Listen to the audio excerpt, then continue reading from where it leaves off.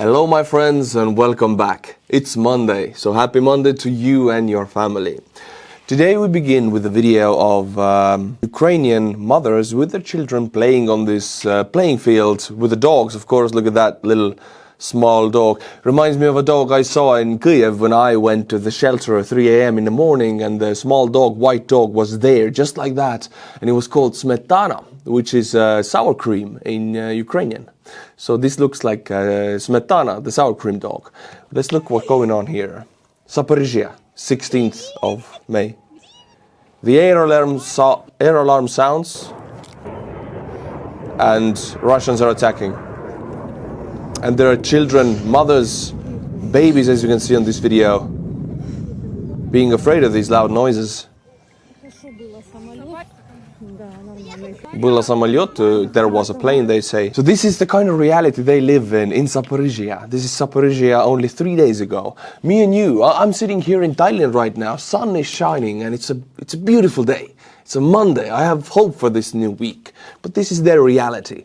Again, just to illustrate what's going on in Ukraine, just to give the vibe of it, I think it's very important that you and me in the peaceful, nice West get the idea. Alright, but now I bring to you what really happened in the last 3 days, because a Russian military base in Crimea was attacked by Ukrainian drones, and there's plenty of videos, very spicy videos. We're gonna go through them, and after the last video I just showed you, looking at these destructions of Russian military base and ammunition depots, I really enjoy them. This is the base of the Russian Black Sea Fleet 126th Coastal Defense Brigade and 8th Artillery Regiment in Perevalne. I want to show you actually where it is exactly, so we know what we're talking about. And I love Google Maps. You click on satellite map and you don't need nothing else. You zoom in, you see everything. The military bases, the suburban areas, the mountains around it, everything. Google Maps is beautiful for OSINT analysis, open source intelligent analysis. If we zoom out, we see where it exactly lies, and here is the home of the Russian Black Sea Fleet Brigade that I mentioned. And now let's look at these spicy videos. So, first of all, we got a Russian troop filming himself. Look at that face, pretty little baby face. And then filming how their own military base is being destructed because one of their friends, bada boom, smoked very carelessly. And the language is extremely spicy. Here is another angle of it, of the same explosion which is about to happen. This was obviously their ammunition dump because nothing else explodes like that. First there is smoke, the fire spreads, and then we got some freedom being exported from this location. Yeah, baboom, as Magyar would say that. Now, 9th of May, it was a long time ago, but still we're getting new and new videos. I bring to you one of the newest Russian APCs, armored personnel carriers, only that it's not armored and it's not a personnel carrier. This is one of the Russian 9th of May parade cars. They really enjoy doing this. This is what Lada Samara, I think, which was the 90s Lada, end of the 80s and 90s Lada, with the red Soviet flag, a little bit of a turret on top, but the driver was drunk and connected into the car in front of it, hugging it from the back, which I think it's a Land Cruiser, correct me if I'm wrong. Land Cruiser is doing fine, but the Lada is not doing fine at all. Much like the Russian army in Ukraine, this is how their situation is. It's a perfect metaphor. And here now I want to bring you a video, show you a video how these APCs are being made. This is one of the Russian bases where Ivans are welding together these secret new APCs, armored personnel carriers of the Russian army. Another Lada, not a Samara. Sorry, this is Volga, I think. Volga is a little bit upper class Soviet car. Still garbage, a little bit better. And they're turning it into a bulletproof APC for a meat assault. Now, my friends, I would say this is the juiciest video of today, and we have not seen anything like it before in any war, actually, because it involves two things, FPV and a Russian Ka-52. This FPV, I kid you not, takes out a Russian Ka-52. Look at it, hunting that insanely expensive chopper, and it is a very good chopper. It's not bad in any sense, it's one of the better Russian aviation assets, I would say. Ka-52 is a success story in the Russian chopper world. But this FPV, it don't care. It smells Ivan, it smells the fear, it connects to it. Look at it, closing in. And here it is, a nice, juicy, flying double rotor Ka-52 carrying, look at that, juicy bomb right here. All of that is destroyed, so this FPV probably cost 1K, maybe 1.5. It doesn't seem to be fiber optic, so it's the cheapest variant of mass-producible variants of the FPVs. And this chopper, well over 10 million USD. So this return on assets, as you would call it, is infinity. Well beyond. Now, my friends, I take you to Nova Kakhovka, which is on the Dnipro River in the south. And here, let's see what the group of Ivans are doing. Now, this is a whole squad. And Russians are known, they have been reported to cross the Dnipro River almost every day now with these squads. These are recon squads sent ahead to scout where they can cross. If they survive, they send more. And let's see what happens. See. This is on the left or right, I mix that up all the time. It's on the Russian occupied side of the Dnipro. And they put their rubber ducky floaty on the water, and they run back inside to get more equipment, weapons, and everything you would need to make a recon assault to the other side of the river. But the Ukrainians, bada boom, they interfered with what? Well, I'm glad you asked. With the French AASM hammer bomb. It's a glide bomb. It's a very, very nice precision weapon. I mean, the only bad thing about it is that there's so few of them. But they do God's work because I've never seen them miss, honestly. Just to illustrate the great work of the hammer bombs, I mean, there's plenty of videos daily coming out about this, but I only choose the ones when we actually see the Russian troops, because I don't think you want to see some random explosions. These Ivans are actually waving to the recon drone, which is so strange. Look, 1, 2, 3, 4, I'm guessing it's a whole squad. Waving, hey, Добрый день, здравствуй. And then we got 1, 2, 3, 4, 5, the same 5 guys outside. We see 3 right now. They're in these buildings. Presents delivered to the Russians. Consider the presents delivered, goodwill gestures delivered. Russians turned into good Russians. AASM 250. That means 250 kilogram hammer bomb. Very good weapons, very good JDAMs, as you would call them, but unfortunately too few of them delivered to Ukraine. They do God's work. Just so we're on the same page, this is what it looks like, the AASM hammer, or modular air-to-ground armament hammer. It has 250, 500 or 1,000 kilogram bombs. Russians have also glide bombs. They do the similar work, unfortunately. They produce a lot more of them. But this French one has nose-mounted guidance section and a tail-mounted range extension kit featuring winglets for maneuverability and a rocket booster. It has wings and a rocket booster in the back and drop it from a plane. Beautiful. Final video of the juicy videos today. I bring to you Russian meat assault. This is the crippled regiment. Just right before they go on an assault. Now this is a Russian troop. Just before, in the gathering grounds, when they go, he needs a plank, this plank, to walk. It's not even a crutch, it's just a plank. And honestly, I almost feel bad for him. Although he's in Ukraine and occupying and doing very bad stuff, I'm looking at this video.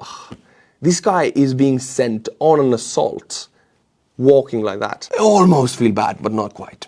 My friends, United States and Ukraine signed the mineral deal. And you can see it here. Zelensky says mineral deal with the US is truly equal. And here it is shown to me in Ground News, #1 news comparison site in the world. See, I found this article by going to For You tab in the Ground News and clicking Ukraine war. This way I only see these 2 topics. These are my interests. In Ground News, by taking the example of the mineral deal article, we can see that total news sources are 114. Leaning left of them is 11, leaning right of them is 19, and center is 20. And in the bias distribution tab, you can see It visualized with color, left 22%, center 40 and right 38%. Everything is visualized right here in front of your eyes. You can throw away the garbage and only follow what you really want to read. Talking about that, the garbage, there's factuality tab. Mixed factuality, I don't want to do that. High and very high factuality, that's what I want to read. You can control which news sites have which factuality, where are they leaning, who is the owner of that. For example, Euronews media conglomerate, European Broadcasting Union, because every owner has a different agenda. You can find out the ownership and the factuality at the same time in all of these articles. And by the way, the wording also changes depending on the agenda. For example, Radio Free Europe, Radio Liberty is owned by government, United States Agency for Global Media. It is high factuality and it is in the center. And check out the wording. Ukraine hails minerals deal as helping strengthen US support for its security. That's a nice title. So if you want to keep the garbage, low factuality news out of your attention, sign up to Ground News. Go to ground.news/Artur to take back control on how you stay informed. Save 40% on the Ground News Unlimited Access Vantage plan and see all sides of every story and come to your own conclusions. Thank you, Ground News, for sponsoring today's video. I thought this next topic, I'm not going to include it because I don't want to just go on with the Trump daily ramblings, but I have to. It's just too juicy and too just bold to ignore. Trump said that Ukrainians would have been conquered in 5 hours if Putin's army wouldn't have been stuck in the mud on 24th of February 2022. So let's look at the photos. What was really the mud that the Russian army got stuck in? Because there was so much mud. First of all, I bring to you the mud. Look at all these tanks and APCs and Giger vehicles being stuck in mud. Oh, the mud destroyed them well. Here we can see another photo of mud destroying the Russian army. And this joke is, it was February because Rasputitsa is not February. February is full winter. Rasputitsa begins 2 months after February, where everything is really mud. But in February there was no mud. Ground was frozen. The mud we're talking about is here. I am mud. Your tanks will get stuck in me. Of course, it's Zaluzhny. Of course. He was the mud that stopped the Russian army. I don't know if you guys remember this photo. I do. I think it was March or April 2022 when these guys went into the elevator, the whole squad of them, and look at their markings and everything. Look at their proud faces. Ukrainians remotely disconnected the elevator. So they got stuck. They didn't get out.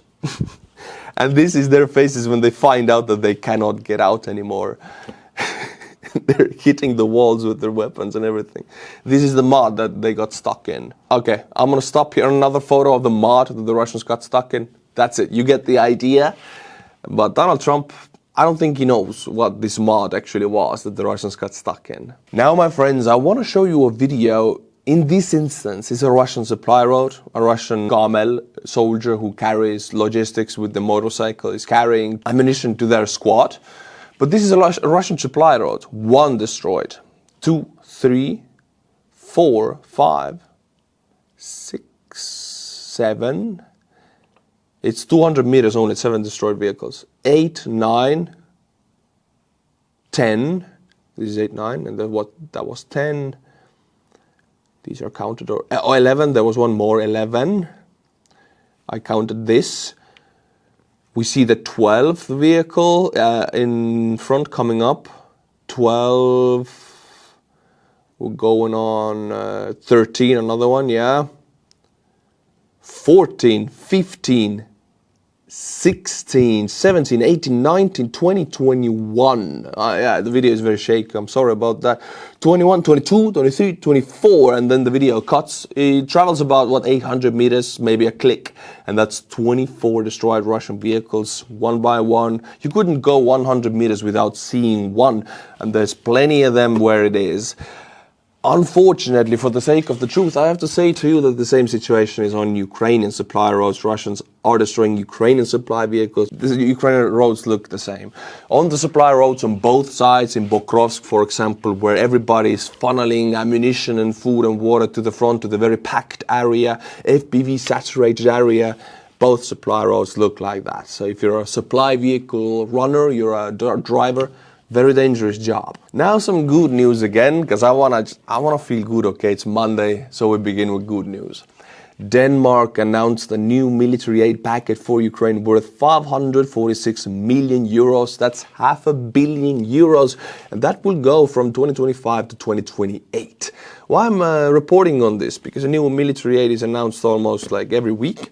I'm reporting just to illustrate that the Western aid is announced and continues up to 2030 and beyond. This aid is planned long term. Such big countries in Europe and big institutions, they move slowly, and these things take time. Nothing moves in weeks. But the thing is, the pledges are there, and the military aid productions are lined up until 2030 to be sent to Ukraine. So if Russia wants Ukraine to be demilitarized and isolated, as they want to do it, we already have, for the next decades, we have Western military companies producing stuff for Ukraine, also setting up factories in Ukraine. They have contracts with Ukraine. I mean, the intertwinement of EU militaries and Ukrainian military, it's set up for the next decades. There will be no isolation for Ukraine, no de-arming Ukraine. This is quite the opposite. In 28, even, Denmark will be sending weapons to Ukraine, even if this war is done by then. And to illustrate this point even further, we got more good news coming. Look at this map, it says it all. We got France, we got Italy, both announcing massive military aid packages to Ukraine. Let's begin with Italy, because I really like it. Italian media reports that Italy is preparing to transfer its fleet of 400 vehicles to Ukraine. Most of them will be APCs, M113s. You can see them on this photo also. I've driven in them in Kyiv. First time I was in Kyiv with operator Starsky. He gave me a chance to ride in one of these vehicles, 113s. I mean, they're ancient. They're over 50 years old. They took part in Vietnam War, but they still carry troops and they're lightly armored. So they do their job. I mean, hell, Ukrainian units use everything they have. Civilian pickup trucks. Russians use Ladas and Volgas.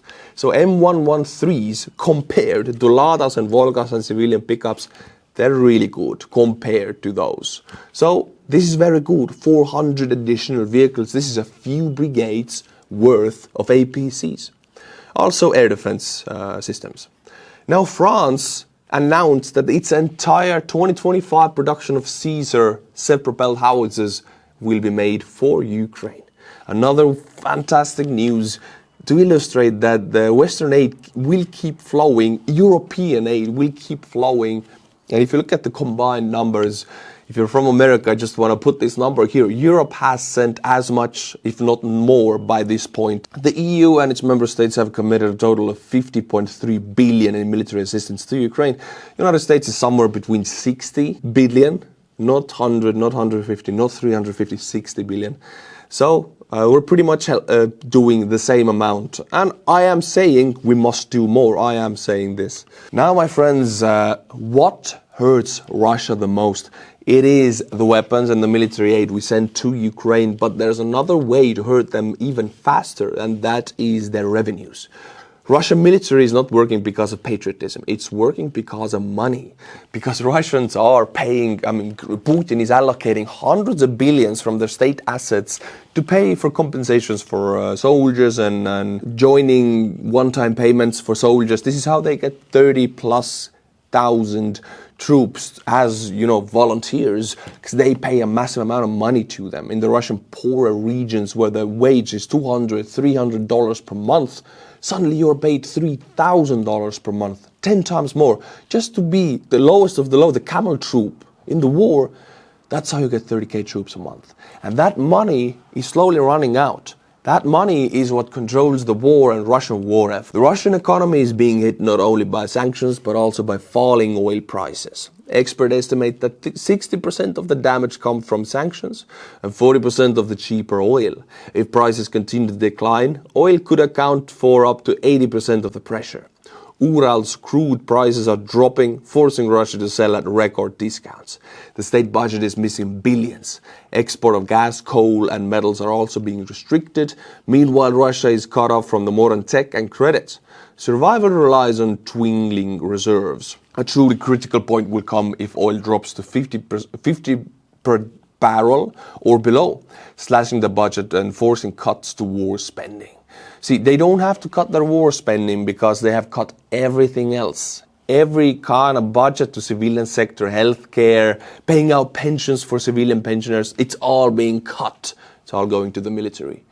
But if oil drops below 50, it seems like it's going to be dropped, and new sanctions are applied to the Russian shadow fleet, for example, they will have to start cutting the military also, which will show on the battlefield immediately. And talking about these sanctions, as I say every time almost, it is damn boring, but the most painful and effective weapon against the Russians and their army, it is the Western sanctions. Europe's 17th sanction packet against Russians will include nearly 200 shadow fleet oil tankers and cargo ships. This fleet is about 200 ships. It's in their shadow fleet. This is how they make money. This is how they ignore the price target we have set with the West, the price ceiling of 60 per barrel.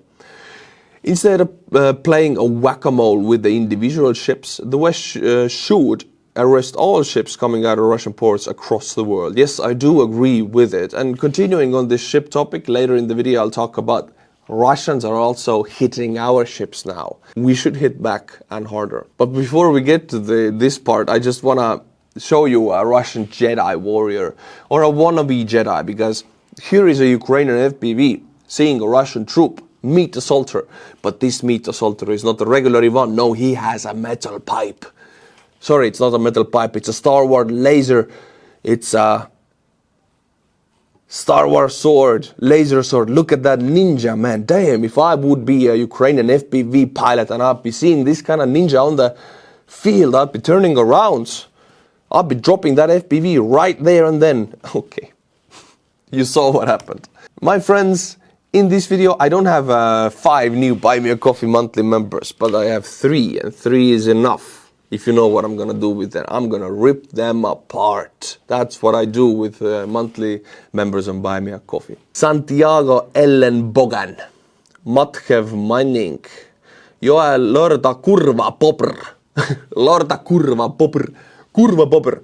Thank you from Poland. You gotta be from Poland because kurwa bopper. If you know, you know. We watched a video today, beginning with this video with mothers protecting their children kind of with their bodies on the playing field, just covering them if Russian bombs should fall, because they know how the shrapnel works. They have seen it all the time.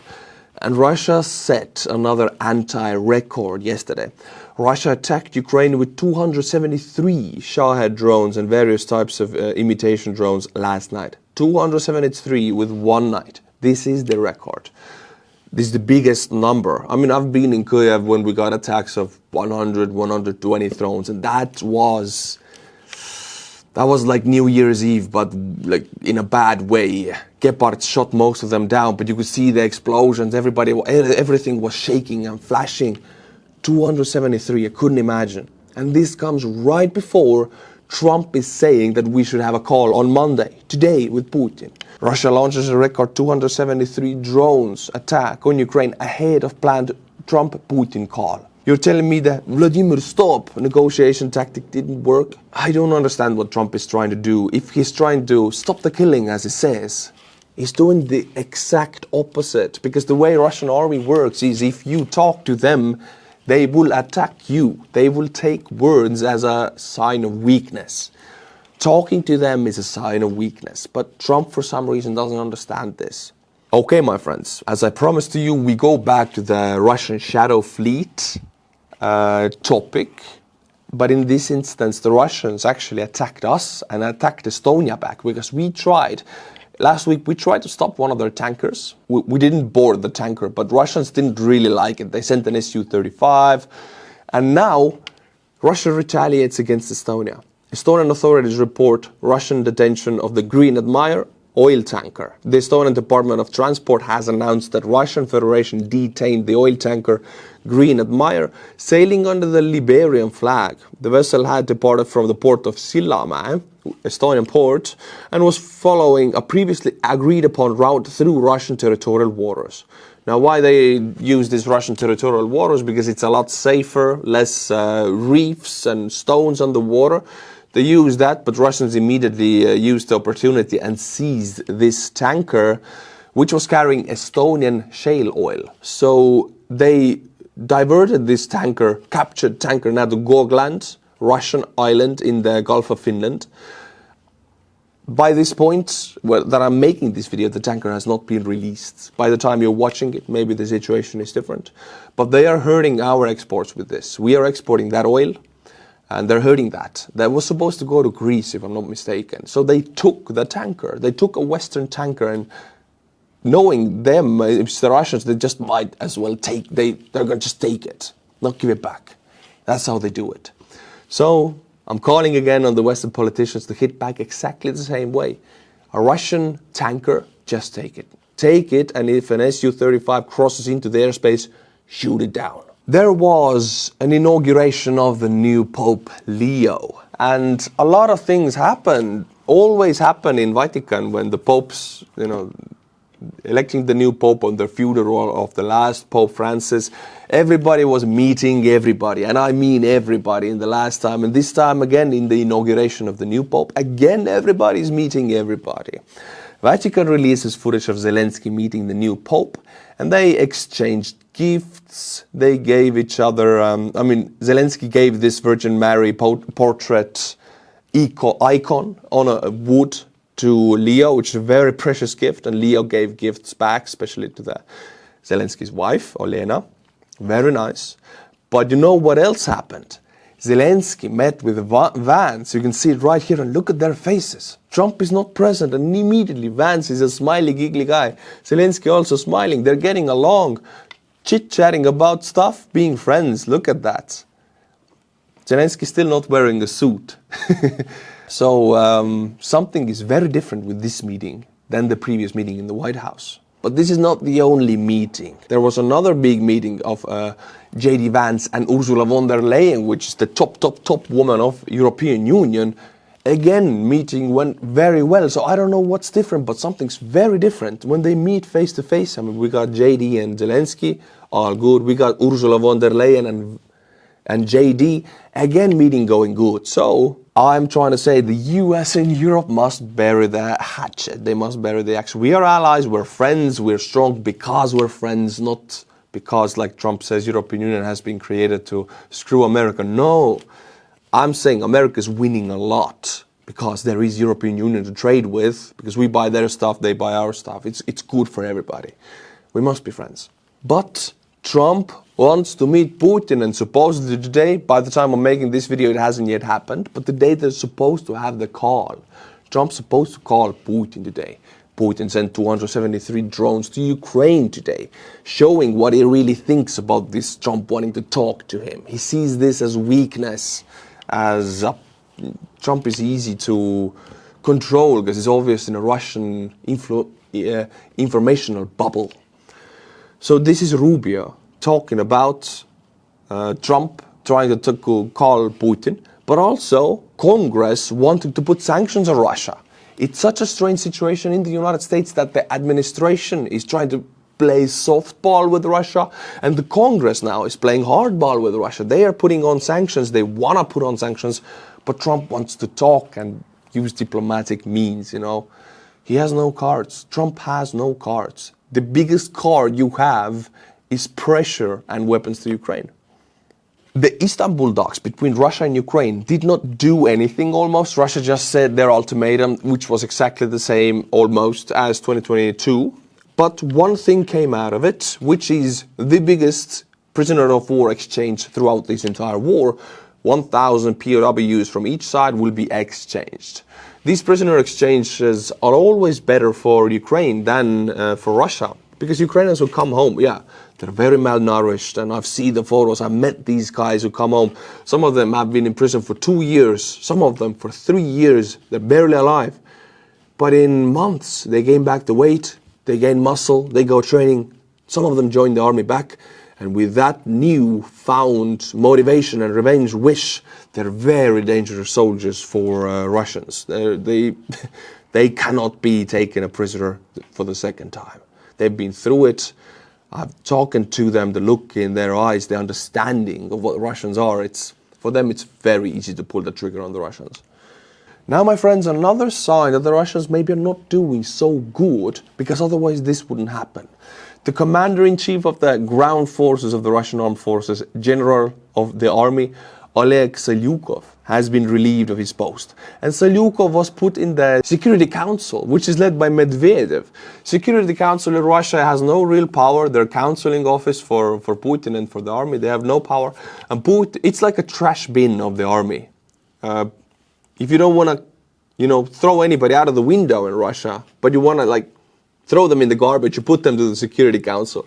Medvedev is there, and countless other generals who have been part of the Russian army, but they have not fulfilled Putin's wishes. They're all in the Security Council. The commander of the Central Military District and the Central Group of Forces, Colonel General Andrei Mordvichev, will replace him. Mordvichev is very dangerous general, very dangerous, and he don't care at all about Russian losses. He cares about doing the political order that comes from Putin. He led the forces of Mariupol surrounding, talking about the POWs who fought in Mariupol. This is the guy who surrounded Mariupol and killed, not choosing any means, bombarded the whole city with civilians and soldiers, sent countless waves of his own men to die. He cares about fulfilling the Putin's political order. He's a dangerous man. Now, my friends, the news go up and down, but for the sake of the truth, I have to tell you all of it. You have to know all of it, because otherwise it's very one-sided. The Ukrainian Air Force announced that an F-16 fighter was lost while countering a Russian missile and UAV attack. According to preliminary data, the pilot destroyed 3 air targets, and they use their main guns, the Gatling guns. I'm sorry, I don't know how to call them. The machine guns on top of the F-16 on the front, they use them to great effect on Russian slow-moving targets in the air, like Shahed drones and slower-moving cruise missiles like Galibr. They do destroy them with their machine guns. But when this specific F-16 and the pilot was working on the 4th target, something happened on the board. The pilot moved the plane away from a village because it was on top of the village and then ejected, and the plane crashed. So they did lose the plane. The pilot is fine, and there will be an investigation what happened, because F-16s very expensive and very few of them in Ukrainian Air Force. Losing one is very painful. And we will end this video with extremely good news from Romania, because there were Romanian presidential elections on Sunday, yesterday, and there were 2 candidates, Simeon and Nico Sardan. And Simeon was very pro-Putin, very pro-Russia. And he won the first round with 40% of the votes against Nico Sardan getting 20%. And now, when Simeon, a little spoiler, lost these elections, he tweeted that I am the new president of Romania. But this is also the flag of Chad from Africa. So he's a president of Chad. I don't know, maybe he wants to be.